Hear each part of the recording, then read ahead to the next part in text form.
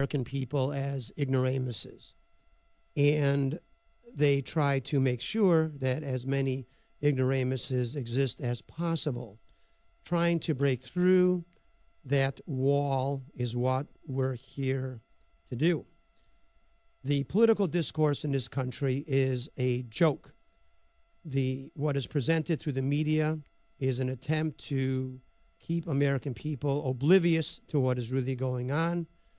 It is an attempt to make the American people feel that they require government in order to survive, and that government, which is the source of all malevolence in the world, is actually somehow necessary, beneficial.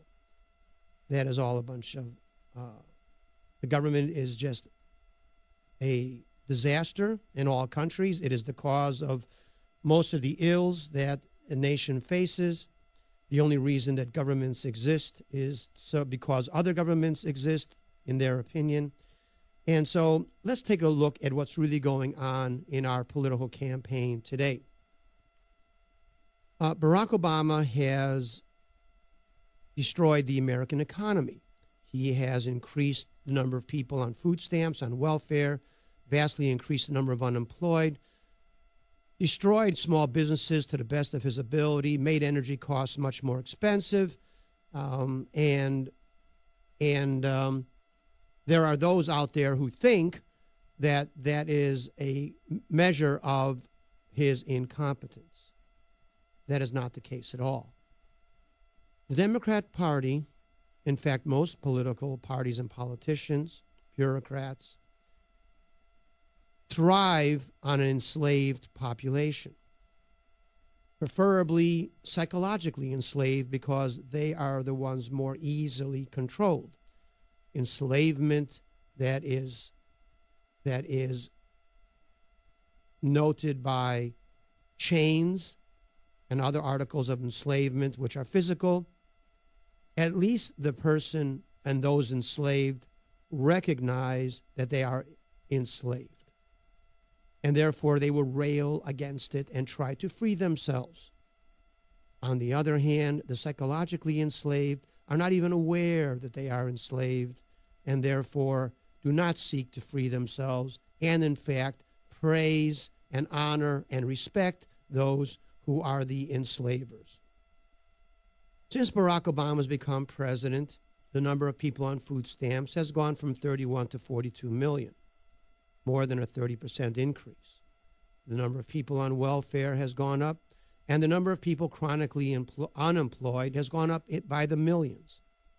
And people believe, well, that shows a level of his inability to manage the country.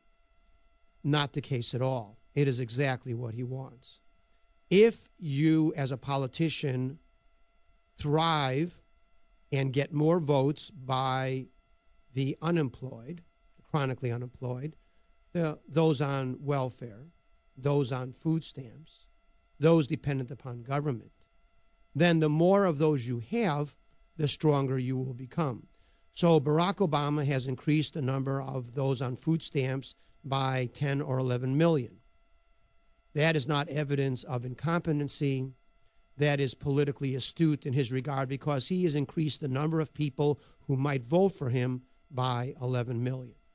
All of those chronically unemployed, as that number increases, that number goes to vote for Barack Obama and his party.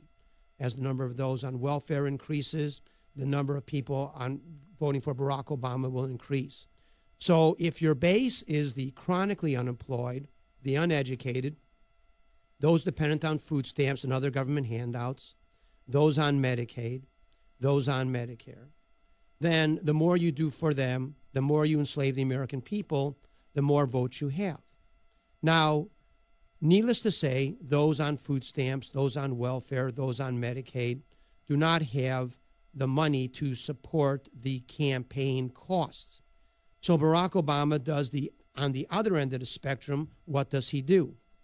The fat cats that belong to the Democrat Party, the union thugs, the corporate thugs of large industries, the executive thugs that run banks and mortgage houses and brokerage houses, they, of course, are kept in power by Barack Obama's plan, his stimulus, his programs to funnel money to incompetent bankers, incompetent mortgage companies, incompetent large industries, the AIG, Goldman Sachs, Citicorp, General Motors, Chrysler, Solyndra, et cetera, You have a product nobody will buy, the government will buy it. You have a company that's insolvent, the government will support it.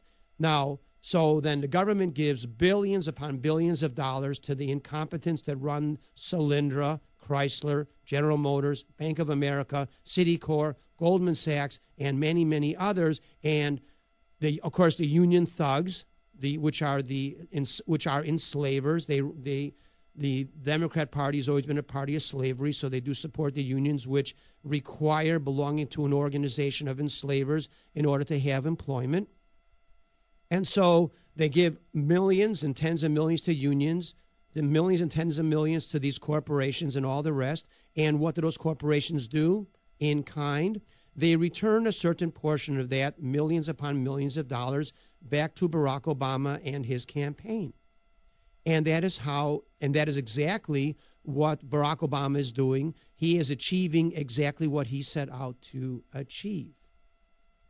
And the Republicans, are they merely ignorant, or are they connivers? Are they stupid, or are they collaborators? I tend to think that no party can be as stupid as the Republican Party is functioning, and so that they are collaborators. And what is the surprise there? They say that Barack Obama is incompetent, but then do not do anything about what he is achieving. The Republicans increase the federal deficit, allowing the printing of money, which allows the Barack Obama to give that money to unions, bankers, heads of large corporations. Another thing Barack Obama does is gives money to California and other states in order to get their votes, not through directly, but through subsidizing their teachers' programs, subsidizing their highway programs and other things like that, in order to keep the reprobates in California, New York, and Michigan and other states, allowing them to keep their patronage workers on staff, who of course all vote for Democrats, allowing them to keep their unions, their municipal unions functioning, all of whom support Democrats. And so the Republicans that could easily stop all of that won't do that. And then the question is why? Why do Republicans go along with the stimulus program? Why do Republicans go along with raising the national deficit? Why do Republicans go along with all that? Because the Republicans are basically statists themselves. If you look at the Democrats and the Republicans, they're not really opposing forces, as really competitors in the same mafioso club. Democrats and Republicans both believe in big government, both believe that the government should control the lives of all the people, and that therefore they therefore believe what the Democrats are doing. The only difference is that as competing mafioso families, the Republicans want to be in charge instead of the Democrats. But the underlying philosophical basis of the Democrat Party, of government, is the same as in the Republican Party. That is why they put up statists such as Romney, the ultimate statist, and the others are insiders such as Rick Santorum. Rick Santorum is an insider. He's not an outsider. And Newt Gingrich is your ultimate insider. He only rails against government because government is not allowing him to be in charge. And so he pretends to be a populist, as Santorum pretends to be a populist, but they are not. They are lobbyists. They are government insiders. They've all belonged to the insider club. Mitt Romney is just as much or more of an insider. The thing is that he's more obvious. He's more obvious as an insider simply by his mannerisms. Mr. Plastic. It's just, for him, informal is wearing a $300 white shirt without the tie. That's his level. That's what he considers. That's what he considers informal. Flying around in a private jet wearing jeans. That's his way of appearing to be informal. He does such a poor job about it. Is why he cannot gain any traction with the voting base of the Republicans. So there we have it. That's exactly what's going on in the country today in our political discourse. You have one group of elitists fighting another group of elitists, one catering to one group, another catering to another group, but all basically both parties, Democrat and Republican, filled with arrogant individuals who believe they have some innate right to control the lives of other people. The stock market goes up. Why? Is the stock market a measure of the American economy? Of course not. It is a measure of business and economy? No. What is it a measure of? It is a measure of big business. Big business and big government and big labor are the three enemies of the average American. But they are not portrayed as so because they are portrayed as benevolent by the propaganda arms of the government, primarily the system of public education, which does not educate but indoctrinates, and the mass media, which is not an agent of information but of government propaganda. The stock market is a measurement of how successfully the government is able to fund large corporations. The Dow Jones Industrial Average doesn't have any small companies in it. These are all large companies. Most business in the United States is not in the stock exchange. Most business in the United States is small business.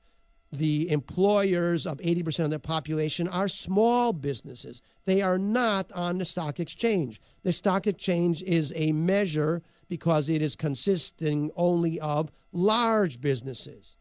Large businesses require government to stay in power for the most part, as evidenced by what happens when General Motors' incompetence puts them to the brink of bankruptcy. They're bailed out by the government. Same with Chrysler. Same with Bank of America. Same with Citicorp. Same with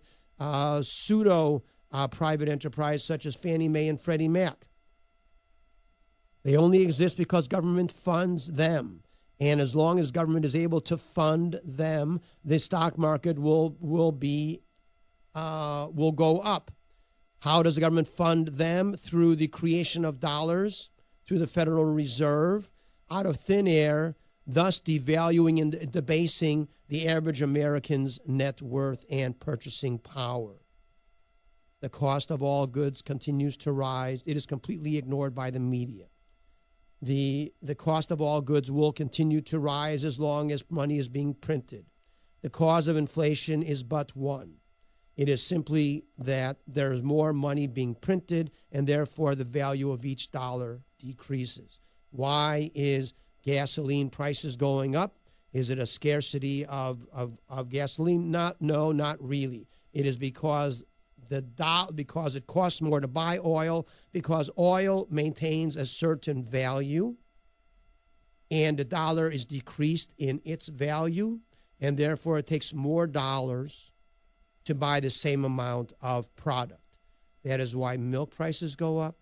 That is why meat prices go up. That is why all the prices of everything that we purchase goes up. And that is our situation today. Now, moving on to another little subject. What is an American? Yeah, an American is, and leading into that, we're going to talk a little bit about what's going on in Afghanistan. Recently, it was in Afghanistan, there was a murder of a number of Afghan civilians by an American soldier as evidence of one thing or another, who knows. But what is really going on? Well, when this, not to condone what the soldier did, but to try to understand why he did it. It is ultimately a measure of frustration. And a soldier functions at the behest of the government. And a soldier expects that his or her leader, captain, colonel, general, congressman, president, and government will support them and not waste them and not waste their lives. These soldiers are willing to give up their lives, which is an amazing thing to be willing to give up, in the name of a cause. But when their leadership not only does not have an ideology which is worth fighting for, or worse, when the leadership actually acts against the benefit of the soldier, where the soldier feels abandoned or even sacrificed on an altar of political expediency, when a soldier watches supposed allies kill friends or members of the same group that the soldier belongs to, and sees the leadership not only do nothing about it to stop it, but actually promotes policies which foster that kind of behavior, where the people you are there for, which you put your life on the line for, are the ones that cannot be trusted, and you cannot turn your back on them because you are as likely as not to have them blow your brains out as you're looking the other way. And then your own captain, your own general, your own congressman, your own president, your own government actually defends the actions of the other side and puts you and your comrades at greater danger, at greater risk, so that you cannot trust anyone in front of you or behind you, that you cannot sleep at night because you don't know if you're going to be killed by someone that is purported to be your ally, but is actually your enemy, by which your own government pretends that your enemy is your ally. And so when you see that, when you see your comrade in arms being killed by those that you are there trying to defend and protect and to win victories for, and you watch your friends being killed by your supposed allies and your government supporting the other side, you don't think that raises your level of frustration to the breaking point? Once again, not to condone what was done, but to try to understand what is going on. There are wars of conquest and wars of ideology. There are wars of conquest and wars of ideological conflict. The wars of conquest occur when nations seek to gain property, resources, or enslave a population for their own sake. An ideological war seeks to establish which manner of thought will be dominant. In wars of ideology, each side must understand not only the ideology of the enemy, but its own ideology. One cannot defeat another ideology if one cannot identify its own. In wars of ideology, the opposition must be viewed as illegitimate in the very essence of its thought. The war that going against Islam has been going on for 1,400 years and pits the Islamists, historically secure and unyielding in their ideology, against a Western civilization historically uncertain and feckless to the point of being self-defeating.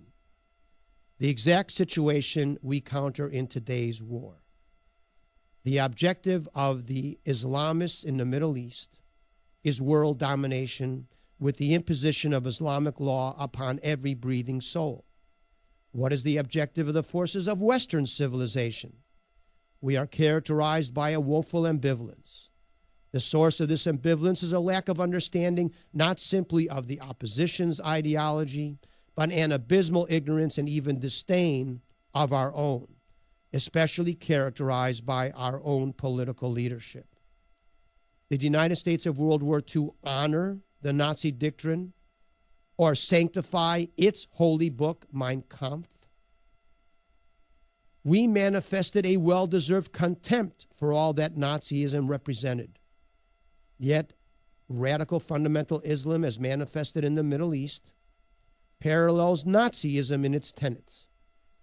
Both ideologies seek world domination, are intolerant of any other belief system, and wish to impose statist control over all populations which they dominate. Why do we treat the artifacts of Islam any differently than the artifacts of Nazism? Did we not obliterate the artifacts of Nazism down to the last swastika? We destroyed their temples, obliterated their teachings, made no attempt to win their hearts and minds, as they were unworthy, at least until final victory was achieved and they could be converted to our way of thought.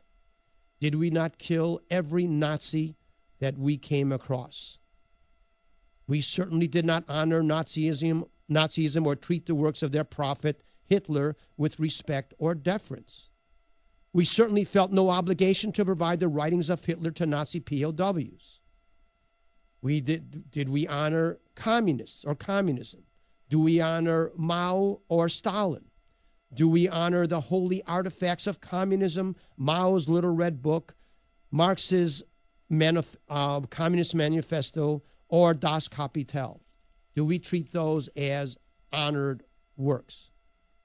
The insanity and inanity of our approach to the present conflict is manifested by our deference to Islamist thought, their precepts of religion, their temples, their books, their teaching, their barbaric way of life, at least in the Arabic Middle Eastern way of doing things.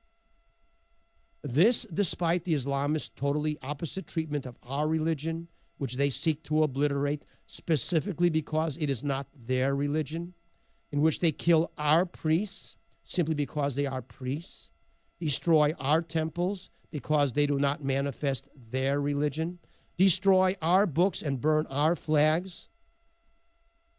We do not do anything about that, in fact, allow it. When we honor the defeated enemy, they are encouraged. When their ideology is honored, when they die with pride and a sense of purpose.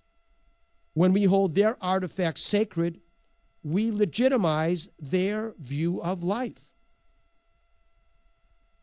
We should have no regard for the philosophy of the enemy when we are ideologically opposed. When we honor their ideology, we disgrace our own, and we create an ambivalence which prevents victory over the enemy. Needless to say, such strategy and tactics that are required to win and be victorious can only be employed if Western civilization believed in the tenets of Western thought. But it does not. Not only is the political leadership of the West characterized by an unwarranted respect for the ideology of the statists of Islam, it is concurrently characterized by an enmity of the very ideals which separate Western thought from Islamic thought. The concepts of individual liberty, freedom, and independence are as alien to Barack Obama and his party and our government as they are to the Islamists. However, at least the Islamists declare it so openly, and they must be respected for that they are unafraid to defend their viewpoint. On the contrary, our political leaders pay nothing but lip service to our founding principles as they dismantle all vestiges that guarantee its perseverance. That is the situation in the world today. This is you're never going to hear in any other radio program. This will never be heard in our system of public education. This will not even be heard by the loyal opposition, which is the Republican Party of statists. The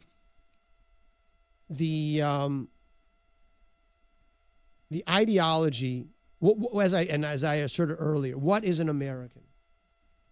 An American is a Hindu, an Islamist, a Christian, a Jew, a Buddhist, black, white, red, brown, yellow, Asian, Canadian, Ecuadorian, Cuban, Russian, Japanese, anyone from any country that comes to live in this country in order to become part of the ideology of what the United States is supposed to be, which is a country not of an ethnic group, of a particular religion, of a particular color, of a particular race, of a particular ethnicity. What is an American? An American is someone who adheres to the ideology of individual liberty, freedom, and independence, where we do not believe in the divine right of kings, but in the natural rights of the individual, where you are what you are based upon what you do in your life and not based upon what your parents did or where your parents came from or anything else that is not directly due to what you do as a human being. 710 KURB Talkback, Dr. Lawrence Gelman, home via a microphone. Be back after this short commercial break.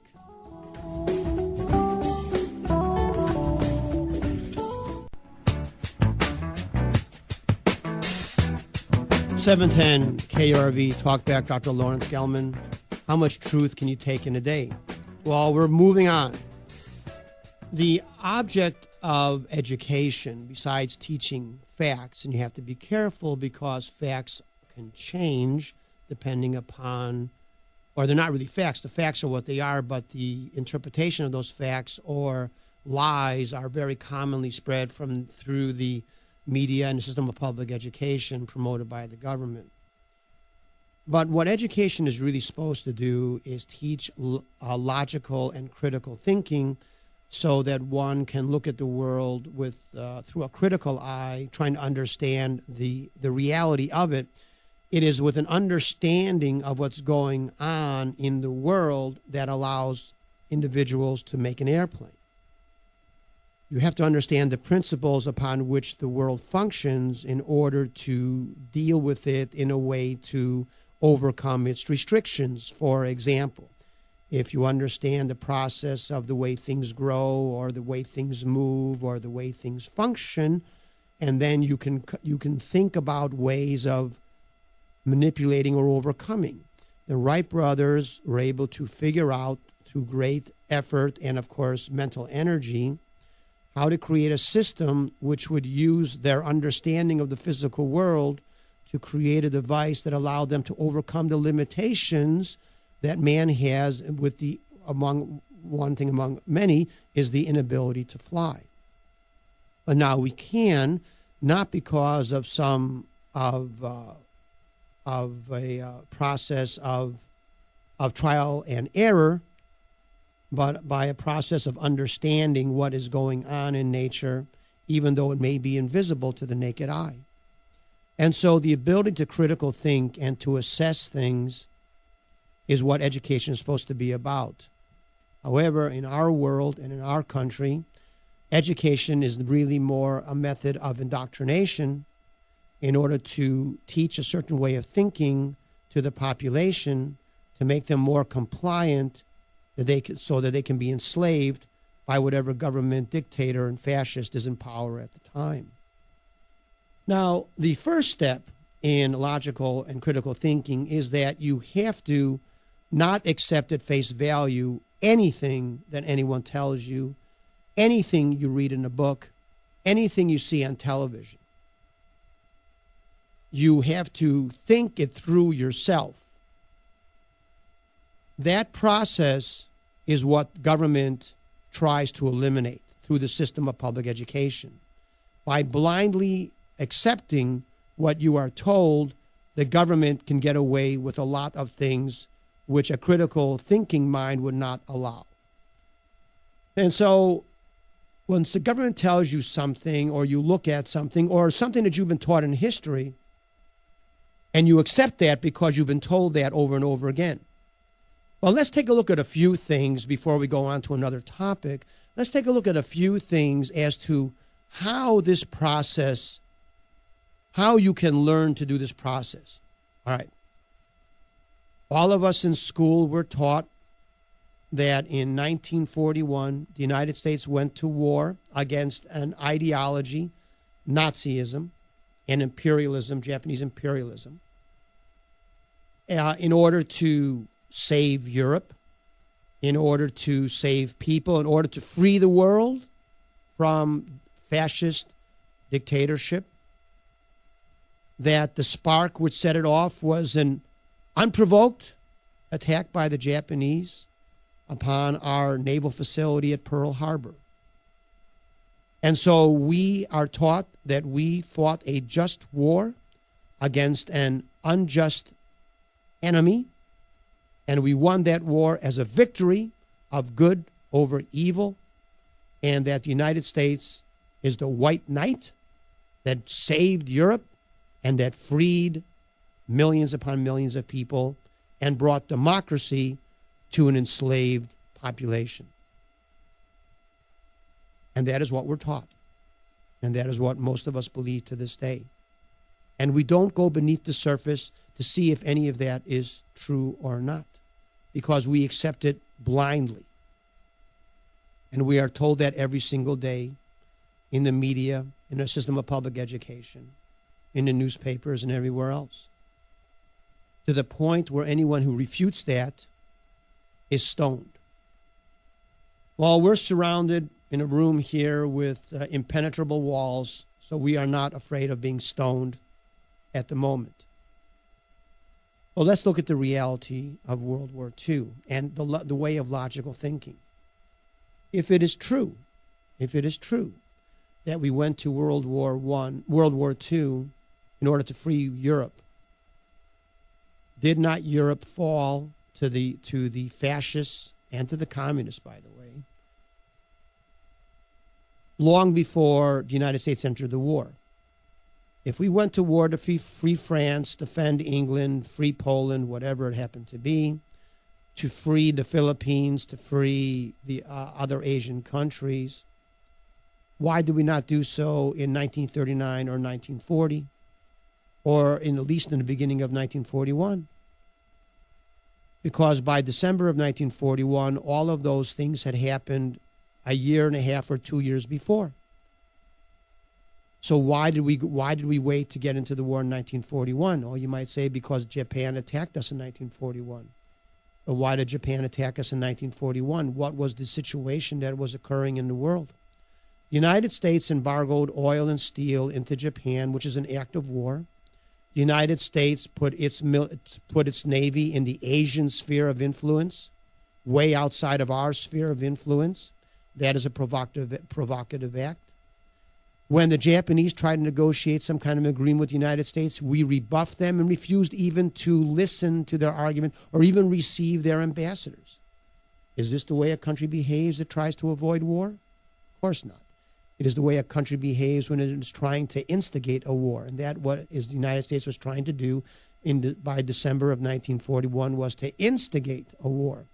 Why did the United States want to instigate a war in 1941 when it did not need to do so in 1940? The United States said that we went to war, that the Chinese needed to evacuate China. Well, the Japanese were brutally involved in China, that is true.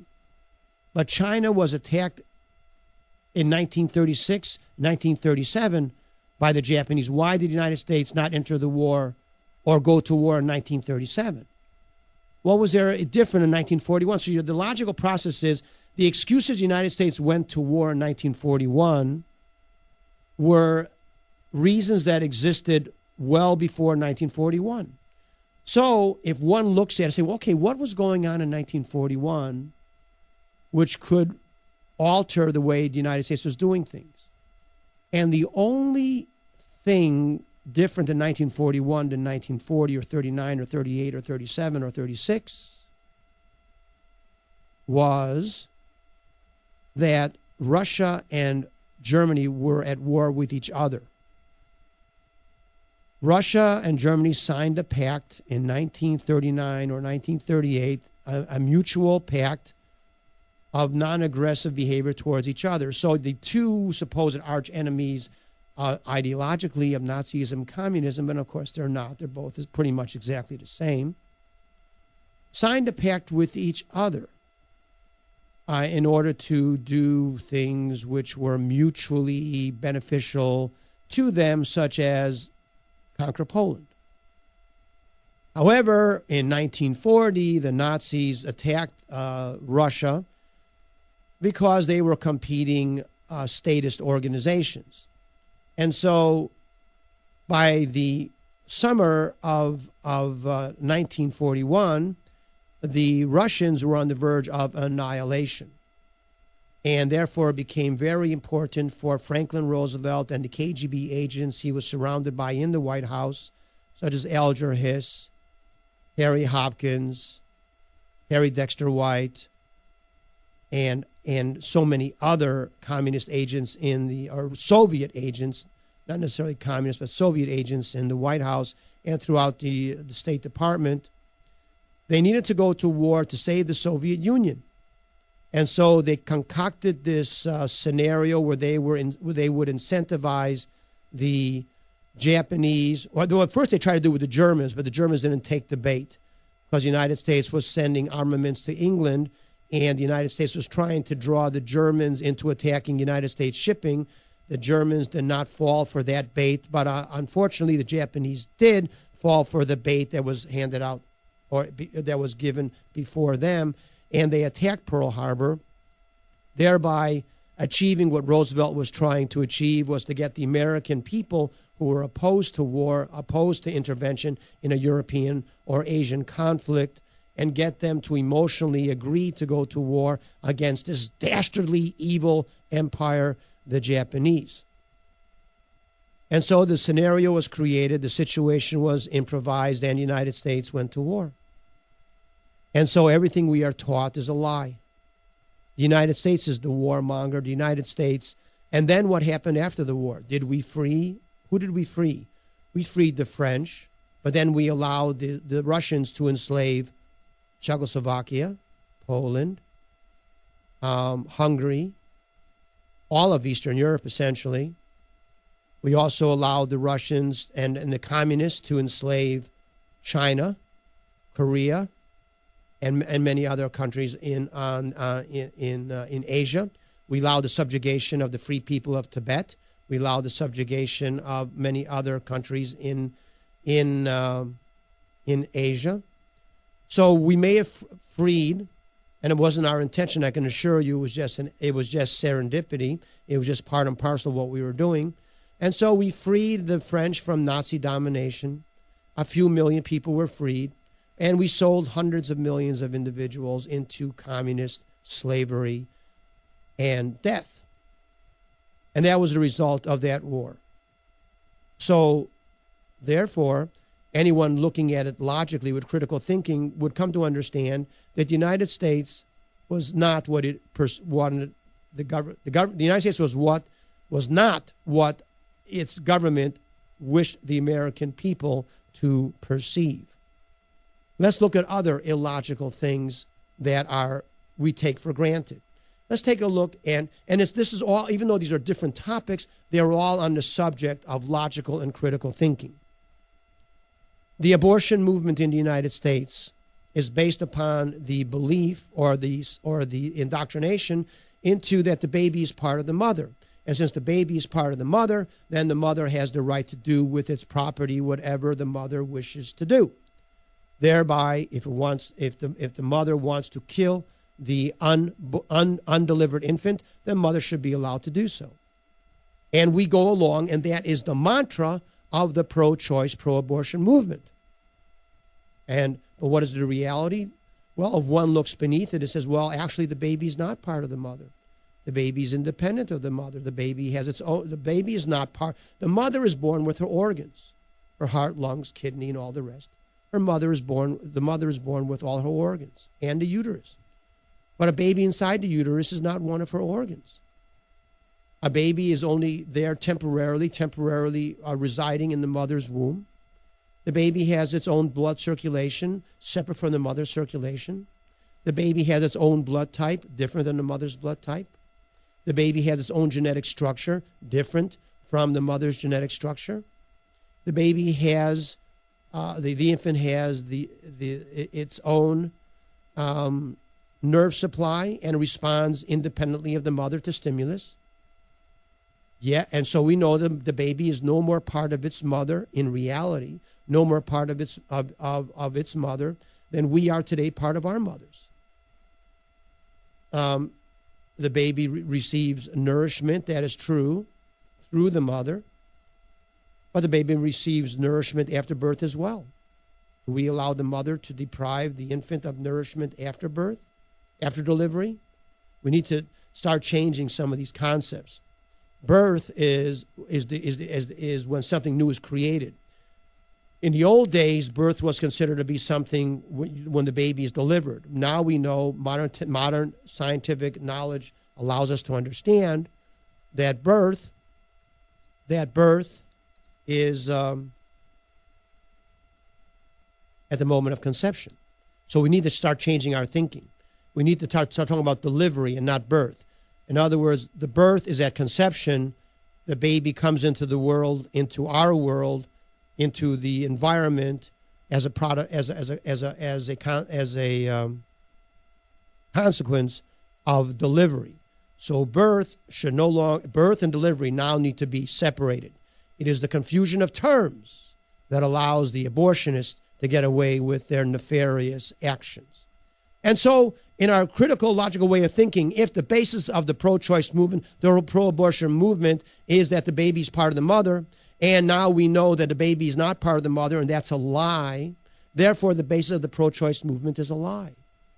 Why do we agree to what the pro-choice movement wishes to do if it is based upon a lie? Critical thinking. Global warming. How do we know the earth is warming? Who even asked the question? Where have you heard explained the methodology that the global warming enthusiasts use in order to promote their point of view? When I first looked into it, and no one could answer that question, when I finally found the answer, I found it to be thermometers. I thought, that's absurd. That can't be true. It must be some other method, some other way of doing it, because the thermometer is archaic technology. A thermometer can only measure the temperature associated with its immediate environment. How could thermometers, which there are none over 75% of the earth, or 90% of the earth, or 95% of the earth, or in fact 99% of the earth where there are no thermometers, how can that be the means by which the global warming enthusiasts are using to declare the Earth's average temperature and the trend in Earth's average temperature? But it turns out to be true, and it's completely absurd. There are no thermometers over water. There are no thermometers in the Himalayas. There are no thermometers in the deserts. There are no thermometers in entire continents. Vast stretches of land. None over water. Vast stretches of land without thermometers. And that's the means we use. That's the means we use to measure the Earth's temperature. Absurd. That is why it is concealed from us, because anyone with a logical mind would understand that whether the Earth is getting warmer or not, that there's no possible way we could determine that using such primitive methods of measurement. And yet here we are, a government which is entire domestic policy is based on a belief which is not true, that the earth is warming, and therefore instituting policies costing billions and billions and billions of dollars based upon this false ideology, this false premise. And there we are, despite a world of evidence opposed to it. Is the earth warmer now than before? No. There's all kinds of proof that the earth has been warmer than today. Has the earth been colder than today? Yes, it has been colder than today. It's been warmer and has been colder. It is, and before man and after man. And even when man was here for thousands of years, where earth was getting warmer and cooler, in which man had no combustion engines, hardly lived more than the animals live. And so we have that continuing nonsense. Let's take a look at Medicare and Medicaid. Let's look at some critical thinking. Well, Dr. Gelman, here we are with World War II, and now we're with global warming, and now we're, abortion issue, and now you're talking about Medicare and Medicaid. What are these things? How are these things related? Well, they're related because because these are examples of a methodology of how to do critical thinking. And how, if you are a critical thinker, you don't have to be a meteorologist or an economist or a military or a general or an engineer to be able to understand the way things work and to have an opinion that's based upon some rationale and understanding. And so Medicare and Medicaid. Everybody says, Medicare and Medicaid are perceived as insurances, healthcare insurances that exist to guarantee access to healthcare for the poor and the elderly. And it is considered a safety net. It is considered the basic needs. It is considered something that is for the people who don't have much or any money. A charity, almost. But one looks at Medicare and Medicaid, and you would be amazed at how many people, even in the government, who fund these programs have no idea about the economics. Medicare and Medicaid both cost more than any private insurance. Much more than any private insurance. They require more. Medicare requires more deductibles than private insurance. Medicare requires as much copay as private insurance. Medicare denies access to many procedures which private insurance covers. Yeah, and Medicare reimburses for what it does cover at a much less of a reimbursement rate than private insurance, even though Medicare costs much more than private insurance. Medicaid, which takes care of essentially the young, poor, supposedly, also costs more than private insurance and reimburses even less than Medicare does. Now, without going into the details, one might think, if one had critical thinking ability, they would say, how is it possible that private insurance, which covers more, pays more, but costs less, how is that possible? And Medicare and Medicaid, which cover less and pay less, cost more. Something is amiss. And that is the object of critical thinking. That is the critical thinking exercise. Then you investigate what is amiss. But before you investigate what is amiss, you need to be aware that something is amiss. And if you don't have the ability to think logically or critically, and if you're just a drone, if you are just a puppet, if you are just a couch potato listening to what these idiots on Fox News or CNN or MSNBC or ABC, CBS, NBC are telling you, what your politician is telling you, what your representative is telling you, and you don't think about what they're telling you is a bunch of nonsense, if you don't think about what they're telling you could be a lie, you're not going to question it. And the object of the system of public education is to make sure that you never question what you are told by your so-called superiors, by the so-called experts. The experts said man could never create a device heavier than air that will allow us to fly.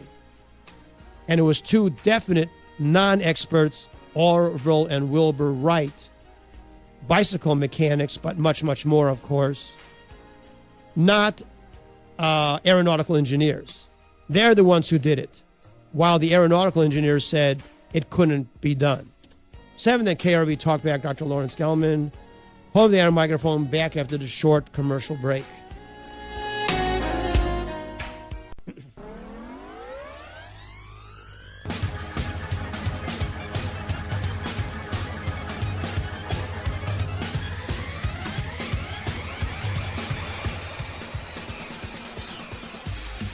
(7:10) KRV Talkback with Dr. Lawrence Gelman, home of the Iron Microphone. We're here to educate and to break down all of this walls of ignorance that surround us. And these walls are built by government. Peoples are the same. It doesn't really matter what color you are, what religion you are, what ethnic group you belong to. We're all essentially the same. And we can rise to whatever level we wish to do so if allowed to do so. But what prevents us from becoming what we might otherwise wish to become is the layers upon layers of lies and indoctrinations and falsehoods and false premises which are put upon us almost from the time of our birth. And it is done so purposefully by those with ulterior motivations, such as government and politicians, for no other reason that one group can control another group, that a government can enslave its people. And that is the reason all these things are done. The great experiment of the United States proved that it really didn't matter what country you were born in, what ethnicity you were, color, race, creed, anything else. You come to the United States, that each individual was going to be free and have liberty and independence and be able to live his or her own life as they chose to do, without encumbrance by a slave master or government. That was the idea. Get rid of this notion that there are those born superior to others. Get rid of this notion that there's a divine right of kings, and incorporate a new way of thinking, that each individual is master of his or her own fate. In our world today, the media and the governments of the world try to tell us that somehow someone born in Germany, serendipitously, is different than someone born in France, even though the ancestors may have been from the other country. We are led to believe that there's something intrinsically different if your color of your skin is black or white or yellow or brown. That there's something intrinsically different if you speak one language versus another language. That is complete nonsense, and that is the cause of our conflict. But the reason we are taught that is it allows some to dominate others. If you are led to believe there's something intrinsically different about someone that has a different color of skin, then you put it. People are then develop a constituency, and that constituency keeps them in power. One of the things that really bothers me about the immigration issue in the United States is this idea that's being promoted that somehow people born in Mexico or Ecuador or Brazil are somehow intrinsically different than people born in the United States. That is a bunch of nonsense. Does it really matter to me if the dominant skin color in the United States is not white, is black, or is yellow, or is brown? No, it doesn't make any difference to me whatsoever, as long as the ideology of the people remains the same. As long as we look at each other as human beings, brothers and sisters underneath the skin, and that each of us has the right to be independent and have liberty and be free, then what do I care what the way the other person looks? But it is not in the interest of your Jesse Jacksons and your Barack Obamas and your Chuck Schumers or Nancy Pelosi's for that to be the case. They wish us to be divided, because by being divided, we keep the government strong.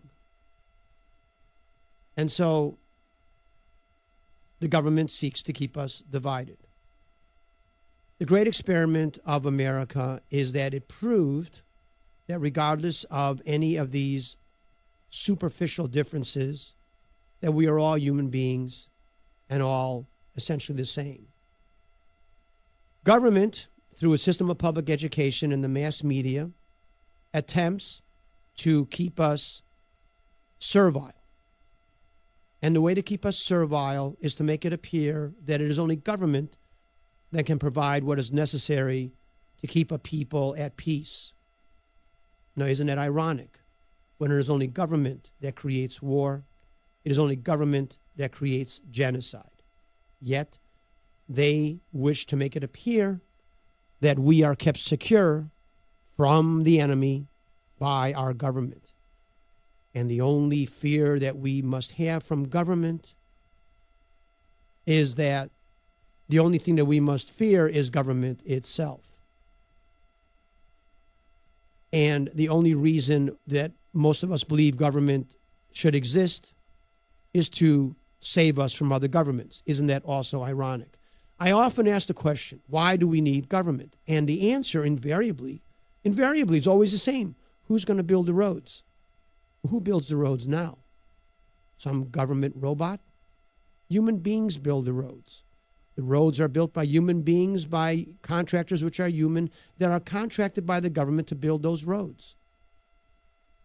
Who builds your house? Does the government build your house? No. You don't have any issue with non-government builder. In fact, you would prefer a non-government builder because we have seen what the government builds, and it is not very good. But somehow we have a problem in our brains that says it's perfectly reasonable and preferable for government to build our homes, for government not to build our homes, that we build our own, we go out and find people to build our own homes, that we don't buy clothes from the government, we don't buy cars from the government, and that is perfectly natural. But somehow the interstate system of highways could not have been done by anything other than the government. Is that true? Of course that's not true. Individuals could have done that coming together and done it much more efficiently and better, because the roads that would have been built would have been roads that were necessary to connect one necessary object to another, and not build roads and bridges to nowhere, or build roads to the houses that are only used by one person because a person lives somewhere and the government taxpayer dollars are used to build a road to that person's house. So the question arises as to why it's like being brainwashed, isn't it? You build your own house? Oh yeah, of course. Buy your own car, not government car. Yeah, that's better. No one wants government cars. You go to the grocery store. That's not government. Yeah, that's better. We don't want government handing out food. We want to be able to go get our own food, our own iPods. We don't go to the government iPad or iPod store or Microsoft store. We don't want the government to have that. We want to be allowed to choose our own cars, phones, food. But somehow, when asked about somehow we can't build a highway system or can't build a road to connect one business to another or one office to another or one community to another. We're not capable of doing that. We're capable of having our own house built without government assistance, but not roads. I mean, it's like the Manchurian Candidate movies. You hit a little chord and you get this robotic response. You don't even think about it. We don't need government. Oh, we have been indoctrinated. We've been brainwashed in our mind. So a little switch goes off. A little switch goes off. So when someone says we don't need government, the little switch goes off that we've been brainwashed to say is, oh, who's going to build the roads? Isn't that funny? And it's got to be brainwashing, because that is, I hear that whenever I say we don't need government, I always get the same response. Who build the roads? No one says who will build the houses, who will build the buildings. The Empire State Building wasn't built by government. The Sears Tower wasn't built by government. And so, but we already learned that we have that we are hardwired to understand in this country. But in other countries, if you go to the Soviet Union and say, we don't need government, they would say, well, who's gonna give us food and who's gonna give us cars? Because that's how they've been hardwired. That is their indoctrination. Our indoctrination is not so deep, but still, we are still led to believe that government is necessary, because without government, how would we get health care? Without government, how would we have roads? Well, we don't need government for health care. In fact, government makes health care more expensive and less accessible. And we don't need government for roads. All government does is make shoddy roads, which need to be constantly repaired and at excessive costs. But we have been indoctrinated and brainwashed and make us to believe that we need government. And that's what a system of public education does, and that's what our media does. And it is that kind of thinking which those of us who believe in individual thought are trying to break. And now when you start thinking about what, and of course once you start employing the methodology of critical thinking, as our founding fathers said, because our founding fathers said, you know, the king lives thousands of miles away, and we are doing quite well here in the colonies. In fact, it is what the king is imposing upon the colonies here that is making our life more difficult. So not only don't we need a king because the king is thousands of miles away, but what the king edicts from 1,000 miles away is actually making our life more difficult. So maybe we don't need a king. Maybe we can survive without a king. Now, the greatest fear that kings have is for people to believe they can survive without a king. That is when kings get overthrown. And so the last thing they want is a population that says, we don't need a king.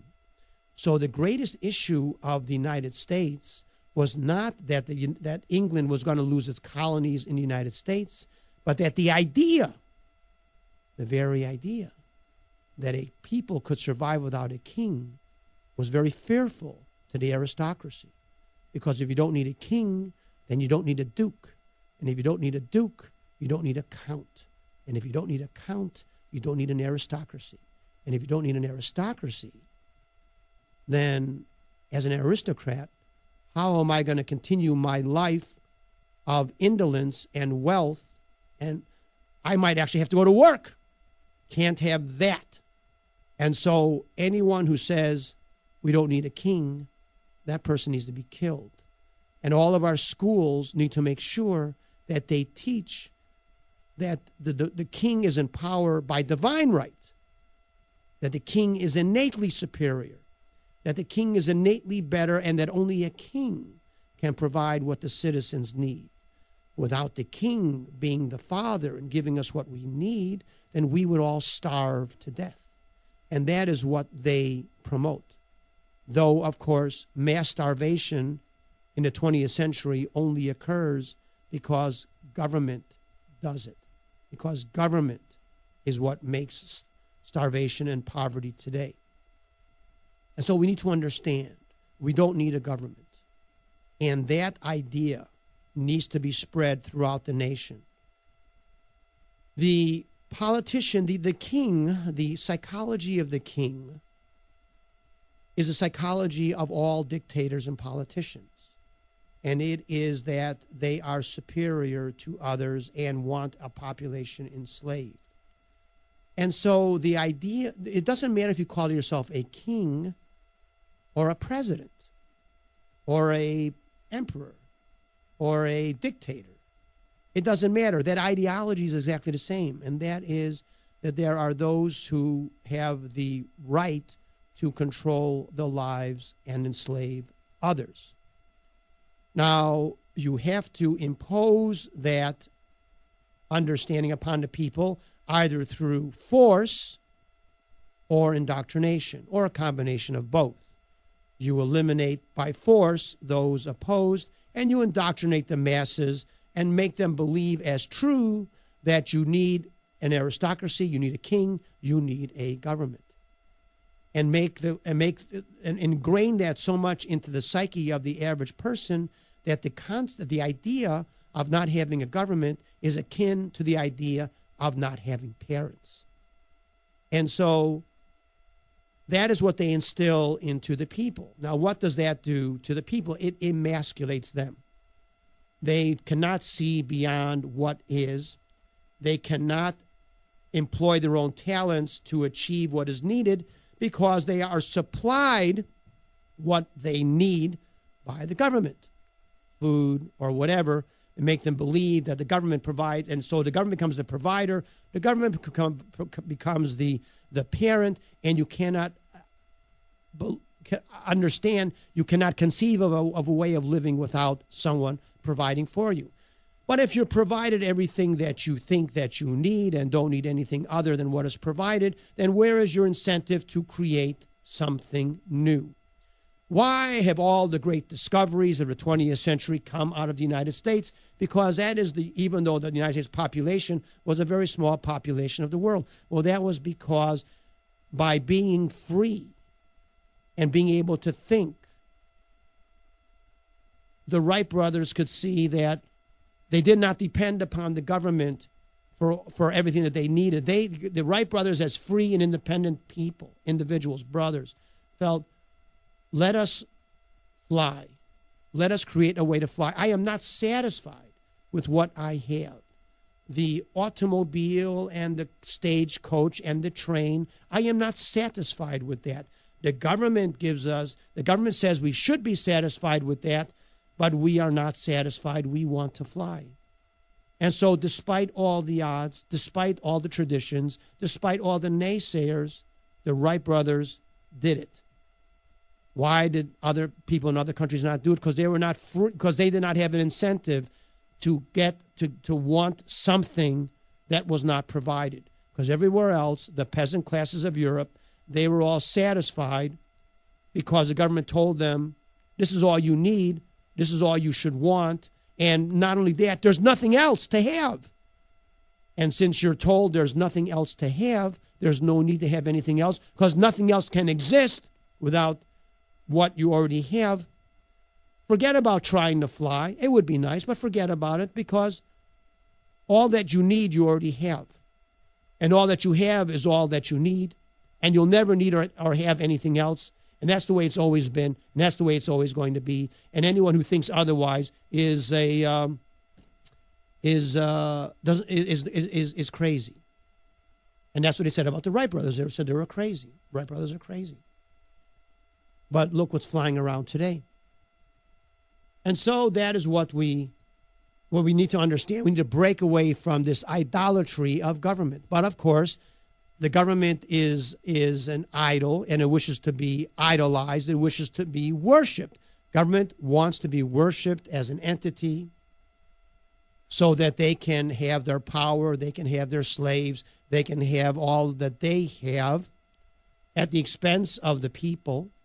But the people must be led to believe that there's nothing better than what they have, and then what they have comes from government, and that government provides all that is necessary, despite all the evidence to the contrary. And so we create a system of classes in this country so that if you are a politician, you believe yourself to be superior to others. That if you are a politician, you believe yourself to be necessary, and that you spend your entire career proving yourself essential, though interestingly enough, you die and the essential disappears, and we're still here. So presidents come and go, but we're still here. Apparently, George Bush was not essential. Bill Clinton was not essential. George Bush II was not essential, and Barack Obama is not essential, and those who are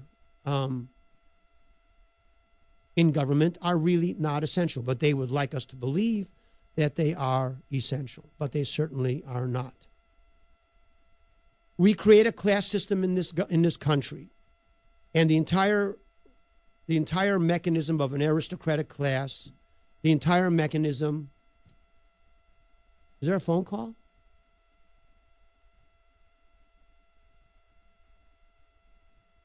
And the entire mechanism of the way the government functions is based upon this lie.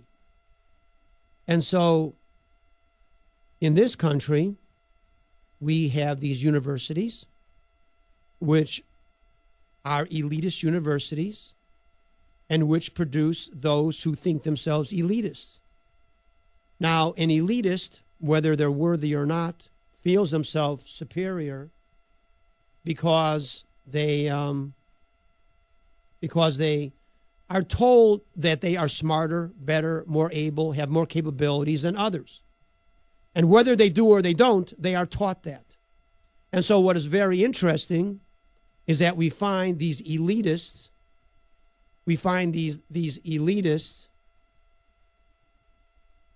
going into government with the belief that they are superior to us. And so what is promoted in the media and in a system of education is that if you go to Harvard, Yale, Cornell, something else, that you are somehow better, smarter, more adept. And so our government is filled with elitists. The Supreme Court has 9 members. 7 come from Harvard, and I think 2 come from Yale. Well, that's fair. They all come from the East Coast. They all come from the same environment. And why is that? Because the government is inbred and only selects from a certain group. So if you come from the Midwest, you're considered the great unwashed masses. In this country, what the elitists hate is that we have an ideology which we fight for and strive for every single day, that as independent individuals, we are as good as anyone else. But our system of public education is created by the elitists. And what they do is make you believe that you're not as smart as somebody else, that you're not as good as someone else. That is what is being done throughout much of our communities. Lowered expectations. That somehow that there are those who are not as smart as others by birth. And because of that, we make sure that you are educated in such a way that you understand that completely. Doesn't matter how hard you try. It doesn't matter what you may think. You're never going to be as good as Timothy Geithner or Barack Obama. You're never going to be as smart as them. You're never going to be able to achieve that because you just don't have it. And so we tell you that, and worse, we treat you that way, as if you don't have it. We have Leo calling, 710 KRV, Talkback, Dr. Lawrence Gelman. Thanks for calling. What's your comment, please? Hello? Hello. I was just going to tell you that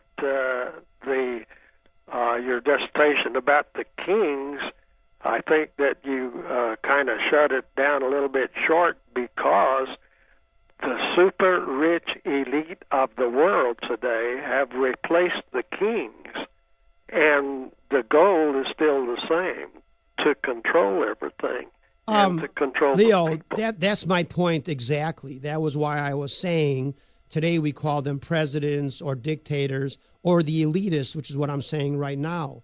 It's the same group of people. I understand that. I'm saying that we have changed the perception. The perception is the same, and it's just that they don't call themselves kings anymore. They call themselves leaders of industry. So, or the European Union or whatever. Something else? Hello? Yes? Hello? Leo, you got something else to say? Doctor, I'm getting some interference from your station up there, the news and everything. I can't hear you, but if you can hear me, I'm not saying that you're wrong. I'm just saying that with what you said about the kings, you need to add to it today about the super rich elite of what you have said. And that's all I already did. The people should wake up to the fact that we are being manipulated by the super rich elite. Oh, absolutely. That's all I need to say. And thanks. I can't understand or hear you because of the interference from the news, and so I'll just hang up. Okay, thanks a lot, Leo. Thanks for calling. I understand. Jack calling from McAllen. What's your comment, please? 7 and KRV. Dr. Lawrence Gelman. I know who I am. As usual, I feel blessed by your program. Yeah, what's up? as you've been speaking for the last hour and a half, something kept occurring to me. The United States of America is not the U.S. federal government, and the U.S. federal government is not the United States of America. And you make that very clear, but I think that we should define that even more. We have to objectify the U.S. federal government, because it's so often we say, oh, we are over there doing this in the Middle East, or we are over there, in South America. No, it's the U.S. federal government, and I think that once we understand that the U.S. federal government is not the United States of America and vice versa, and that it is its own entity, I think then we can control it better and we can think about it better. Anyway, that's just a thought that has occurred to me. Yeah. I think too many times Americans kind of like see themselves as the U.S. federal government, see the U.S. federal government as themselves, as not as a representation of a part of our political system, but rather the entire system. And the U.S. federal government embodies everything that's America. And all I right, don't. Jack, that's a bad way of thinking. Jack. I agree. I have to go to a break. You can call back. You can call back if you want. Thanks for calling. But you're absolutely correct. Be back after the short commercial break.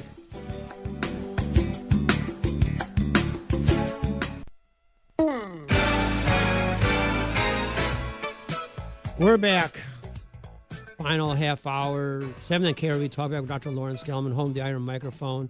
It takes a lot of energy to do this stuff. That's why you're not going to see it on Fox News or CNN or any other stuff, because there's no critical thinking there. There's nothing there. They're just a bunch of puppets and trying to indoctrinate the population by a dictatorial, fascistic regime that we have now and that we had before as well, and we've had for the last 20 or so years and intermittently in the history of the United States. We're going to talk a little bit how the government has stolen our natural rights. Our government is the enemy, and it's about time we all learn that. And the American people need to wake up to the fact that the government is our greatest enemy. Let's. We have Jesus. This is 710 KRV Talkback with Dr. Lawrence Gelman. Thanks for calling. Yes, What's sir, your comment, please? Yes, sir. Good morning. I just want to say that I love your show. Dr. Gelman, my comment or my question to you is, sir, is that who right now with the political climate or the GOP race, what politician or represents some form or what you are saying, your ideology? What politician best represents that? Well, on the national scene, the only one is Ron Paul, who he represents what the ideals of the founding of the nation have always been. Everyone else has been corrupted pretty much. The reason he is disdained by both political parties and the media is because he threatens their very existence, because their existence is dependent upon a subservient enslaved population dependent upon government. Okay. One more question, sure, sir, real quickly. Yes, is fine. President Obama his policies is he a communist to you, or is he a Marxist, a socialist, or is he 4 more years of President Obama destroy the economy, fact or not? Well, he's a statist, and the philosophy of statists is to do whatever is necessary to stay in power and enslave the people. Now, the Soviet Union was perfectly willing to maintain its level of economy, even though it was a disaster, in order to keep the Communist Party in power. In order for Barack Obama to stay in power, for the government to stay in power, it requires an impoverished or at least indoctrinated population. And so if Barack Obama wins the presidency, it will prove to him that his policy of impoverishing the American society has worked for what his goal is, which is to keep the government in power. So what I predict is that things will get much, much worse. They'll get much worse for the average American, though the average American may not recognize it, but it's going to get much, much better for the government. And that is really what Barack Obama and the government's goal is, and Mitt Romney's goal for that matter as well. Ron Paul is the only one who stands for constitutional principles and the ideology of the Founding Fathers, and that is why he is the one that everybody attacks. Ron Paul is the only true friend of the average American, and the government is the enemy. And so the government is not only the enemy of the American people, it is the enemy of Ron Paul. Anything else? That it? Well, thanks for calling, Jesus. I appreciate the call. These are hard facts, but facts nonetheless. The government I have found the ways the government has done the destruction of American society. It has done so through legal means. And what we need to understand that being legal and just are not synonyms. That it was legal to put Jews in concentration camps in Germany. It was legal for the Soviet Union to create gulags. It was legal in the United States to go to war against other countries and go to war as we are now. It is legal, apparently, for the President of the United States to kill American citizens abroad without due process.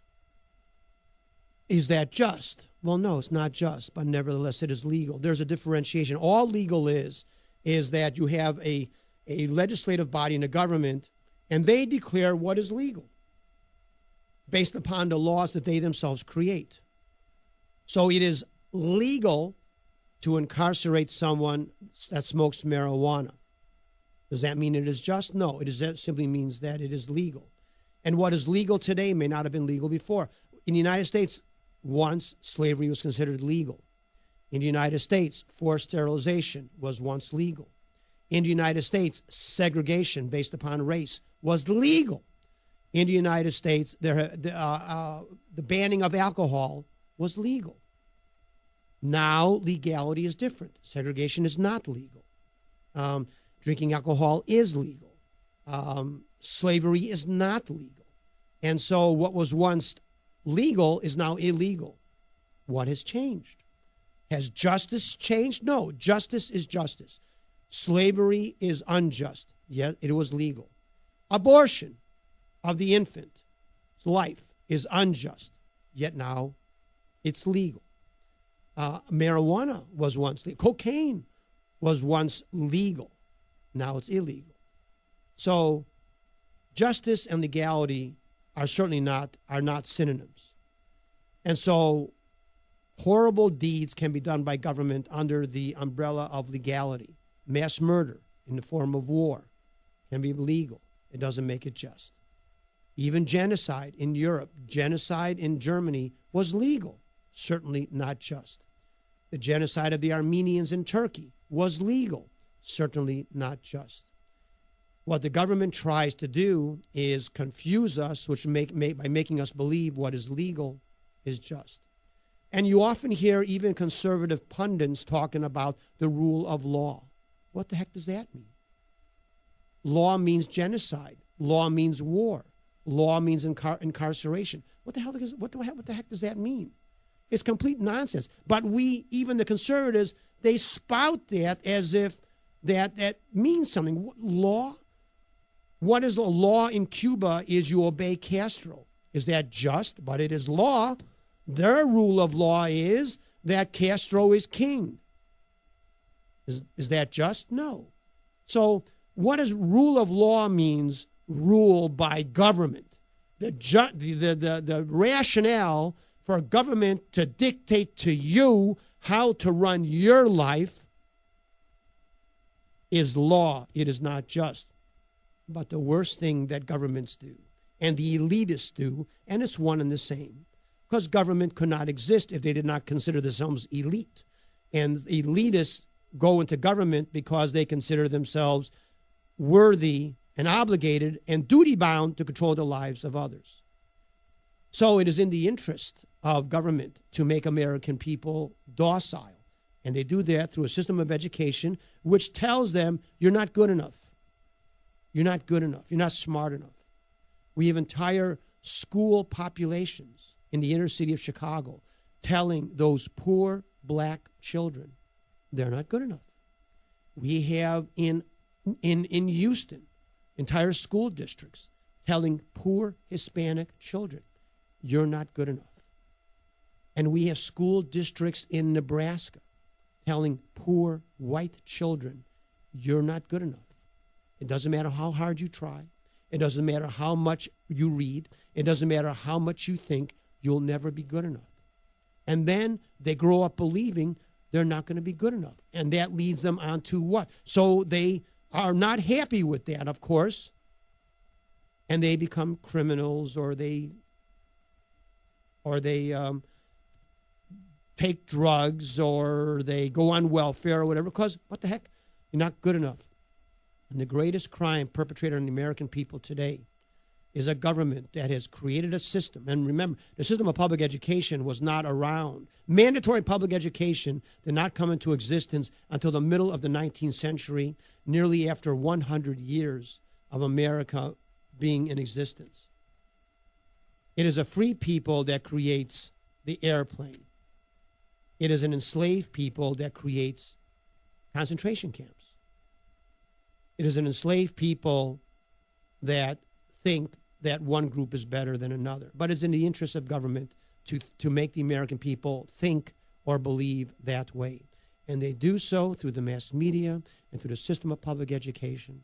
The system of public education, which for 12 years tells you government is necessary, which for 12 years makes you believe that if you didn't go to Harvard or you didn't go to Yale, you're not worth anything. Well, Bill Gates, Steve Jobs, Michael Dell, Albert Einstein, Thomas Edison, and many, many others, most others, do not have college degrees. Some didn't even go to college, and yet look what they were able to do. The system of public education puts you into a box and limits your aspirations because it tells you you're not going to be able to achieve it. And you become wards of the state. And that is what education exists for in this country today. The system of compulsory education in the United States today, through the system of public education, indoctrinates you to be docile individuals that will go off to war to defend this government and kill other people, which will willingly give up their earnings to a government which uses those earnings which uses your earnings paid in taxes to enslave you, and will create a population that believes that their people should be enslaved to the government so that they will receive their food and clothing and welfare, which they could not do on their own because they have been told in the system of public education by the mass media that without the government and without people paying into that government, that to provide you with your health care, to provide you with your food and clothing and shelter and transportation, you could not do that without them. And that is the greatest catastrophe, the biggest lie, the biggest brainwashing and indoctrination going on in this country today. We have John, 7 KRV. Thanks for calling. What's your comment, please? My comment is just exactly what you've been saying. We want like $1 increase on cigarettes now for cancer research, up them $1. And the gas they want to drive up through the roof so that we can buy more gas from the Arabs. Right. I mean, the whole thing is artificially created. It is the government wishes to keep us in conflict with the rest of the world. The government wants the American people to be impoverished. If you're spending more for gasoline and energy, for your clothes, for your food, for your shelter, for your electricity, you have less that you can use for political action. If more of your time is now spent in just earning enough so you can buy gasoline, that makes it so you have less time for liberty in action. The government wants to keep you tied to the government plantation, wants to keep you tied to warlike mentality. The war against terror is now in its 11th year. And it is, for the government, perfect, because terror can mean anything. Terror can mean anything at all. And so and today it's a terrorist in one country, tomorrow it's a terrorist in another country. And so they keep us enslaved to the government. They make us believe that the that the security agencies at the airport are keeping us safe. Safe from whom? Enemies the government itself created in order for the American people to be under assault by an enemy our government itself created. And what does that do? It enslaves the American people, and so we docilely go to the airport and allow ourselves to be x-rayed, allow ourselves to be patted down. We are restricted to what we can take on an airplane. We cannot take on money beyond a certain degree. We cannot walk on with our belt, our shoes. We got to take them all off and hand them over to government inspectors so they can inspect our wallets, inspect our luggage, inspect our bodies. And we do that docilely, thinking that this is good because it protects us. And so we are essentially enslaved by a government, and we are thankful for that enslavement. Yes? Anything else? Lincoln. We don't. It's the connection of the dots which the government prevents. It's what makes the American people believe that abortion and the war in Iraq are somehow two different issues when they are exactly the same issue. And that issue is they are means the government employs to enslave the American people and to indoctrinate us to believe that it is government that is necessary. Anything else? John? Yeah. Anything else? No, that about covers it. Hey, thanks for calling. That and you agree with me. All right. Of course I do. Thank Bye. you for calling. Okay, bye. And so if one looks at our government and the way it functions carefully, why is the Constitution not studied in school?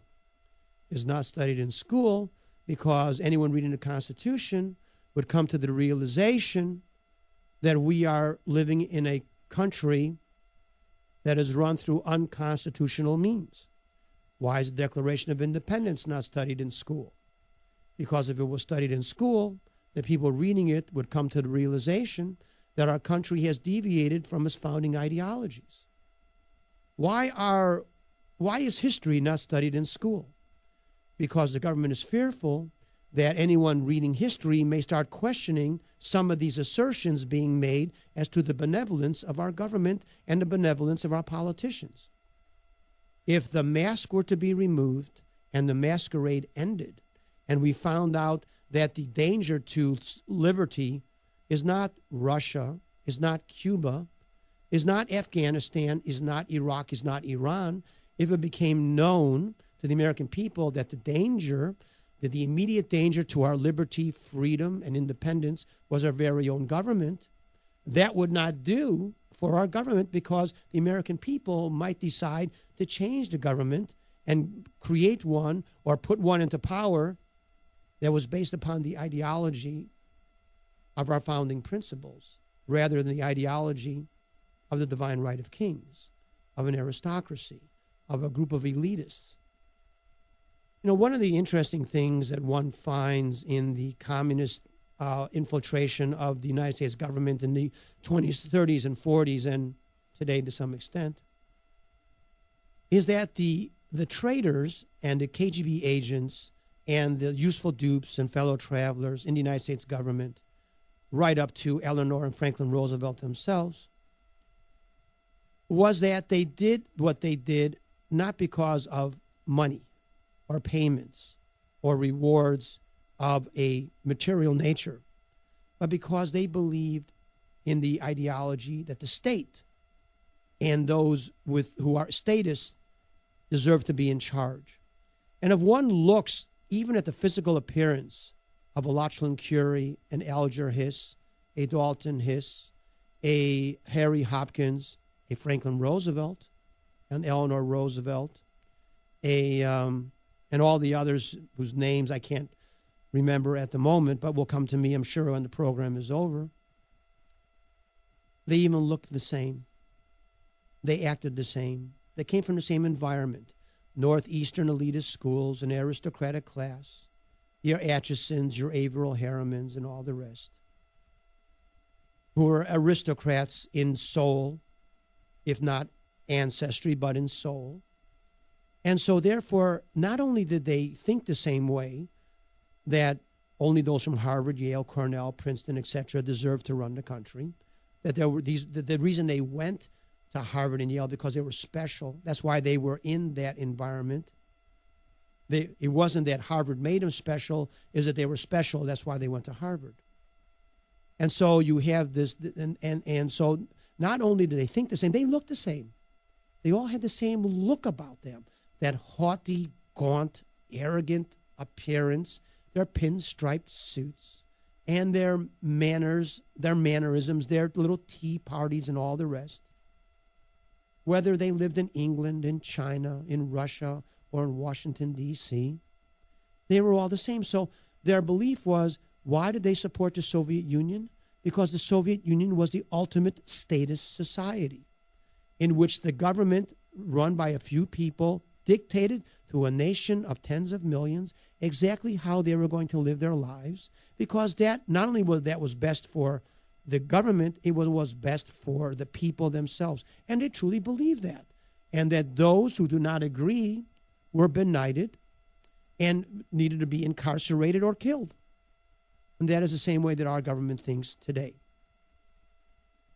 It is the way of all governments. It is the way of all aristocracies, and they are one and the same. It is the way of all elitist classes.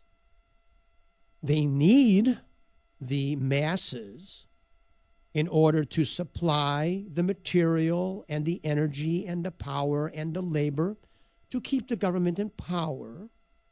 They needed them, but they knew that they were lower classes. They were not really human beings. How many are aware that Darwin was related to, that Darwin is a eugenist and believed there were some races superior to others? That Darwin was related to other eugenists? That the eugenists such as Galton, such as Margaret Sanger, such as Henry Harriman, such as all these other academics, and the leaders of the eugenist movements were all academicians. That Oliver Wendell Holmes, the prime aristocrat, actually wrote the decision saying that there were human beings who needed to be sterilized, and the government was allowed to do so once it identified those needed to be sterilized. And who were they? Those who were middle America, non-elitists. They're the ones who needed to be sterilized in order to prevent the non-elites from gaining ascendancy by not through merit but through number. That Darwin was an elitist himself, and that is why he created the natural selection of species. And that, well, we can talk about this in the next program, but the philosophy that Adolf Hitler incorporated was Darwinism, and it was not an accident, and Darwin believed that himself, because Darwin himself believed there were some humanoid species that were actually subhuman. 710 we talk about Dr. Lawrence Gelman. Ron Paul is the answer, and that is why the government, Democrats and Republicans, fear and hate him. But just because if you're not being popular doesn't mean that you're not right. The Wright brothers were not only not popular, they were unheard of. But look what they provided for us. Ron Paul will provide the ideas that we need to have, and we'll understand them one of these days. 7th KRV, talk about Dr. Lawrence Gelman. That's it for today. Be back next week, God willing. 7th KRV, talk about Dr. Lawrence Gelman.